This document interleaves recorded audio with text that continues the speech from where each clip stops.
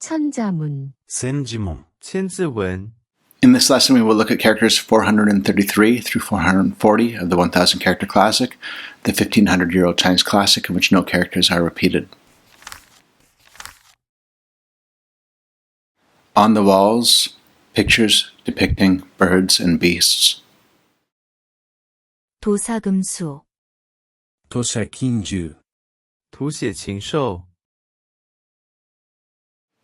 And also paintings of colorful immortals and spirits. 화채설령, 畵采仙灵、画彩仙灵.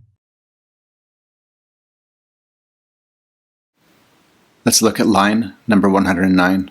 I'll offer an English translation character by character. Picture, copy, fowl, beast.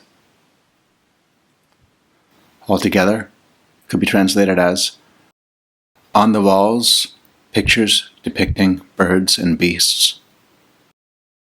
Let's hear it pronounced. You hear it from a recording in Korean, Japanese, and Chinese. 도사금수, 図写禽獸、图写禽兽. On to line 110. Painting, picture, colorful, and immortal, soul. Altogether, could be translated as, and also paintings of colorful immortals and spirits. 화채설령, 畵采仙靈、画彩仙灵.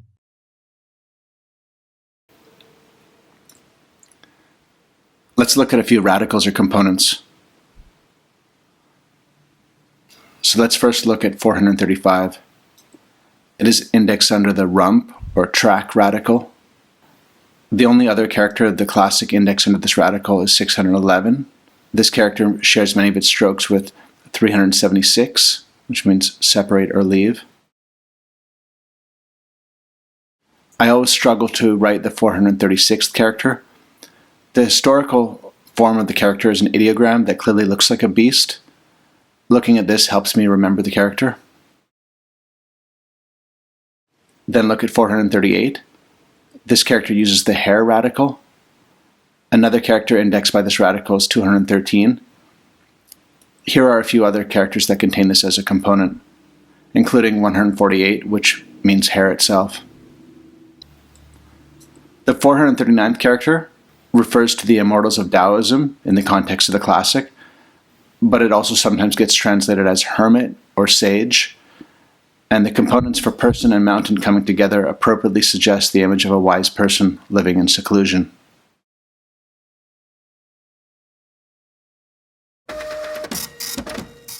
Based on the 8 characters of these 2 lines, I've come up with a word list. I've tried to select words that are common and relevant to Japanese, Korean, and Chinese. Now you hear the words spoken in each language.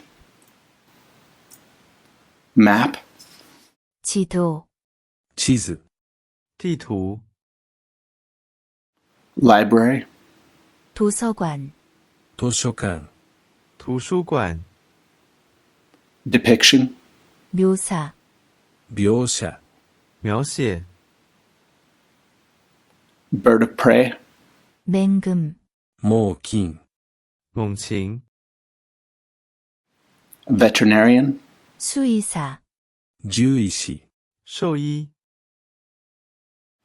painter, 화가, 画家、画家. multicolor, 채색, 彩色、彩色. fairy, nymph, 선녀, 仙女、仙女. soul, 영혼, 霊魂。灵魂. Here's a look one more time at the words of this lesson. See which ones you remember.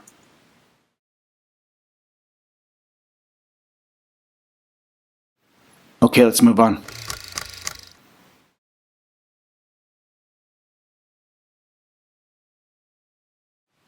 Now take one more look at each of the characters and offer a few additional notes and perhaps pose a question or two.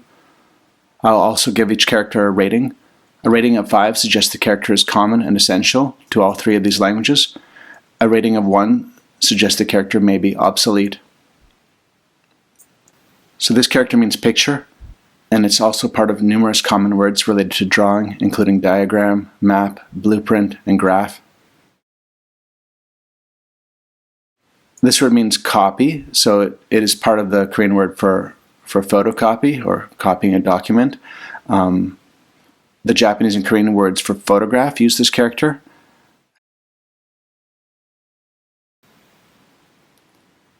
This word is used for all kinds of things related to birds.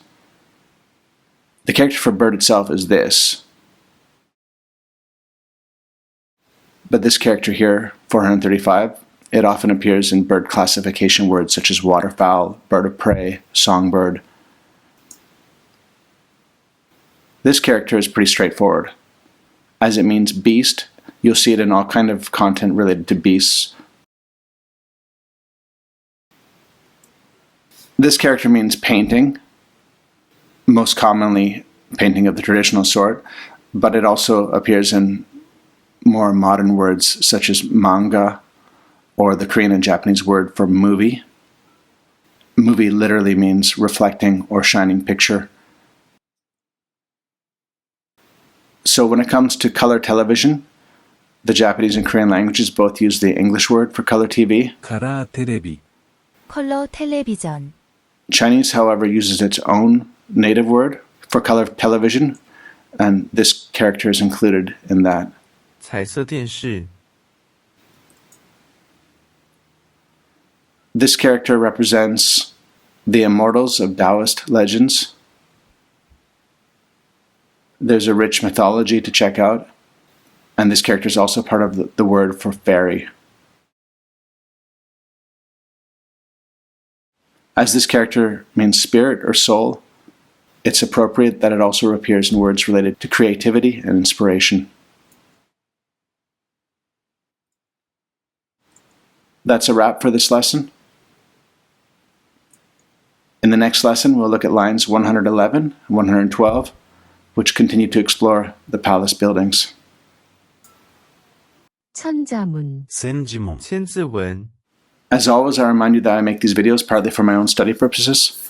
My skills are not advanced in these languages, so it's quite likely I've made some mistakes or forgotten something obvious. And if you do notice something or have a question, let me know in the comments. The goal of this channel is to make a video for each line of the 1000 character classic while using this classic as a lens to explore language study methods and connections between the Chinese, Japanese, and Korean languages. I wish you happy and productive language studies.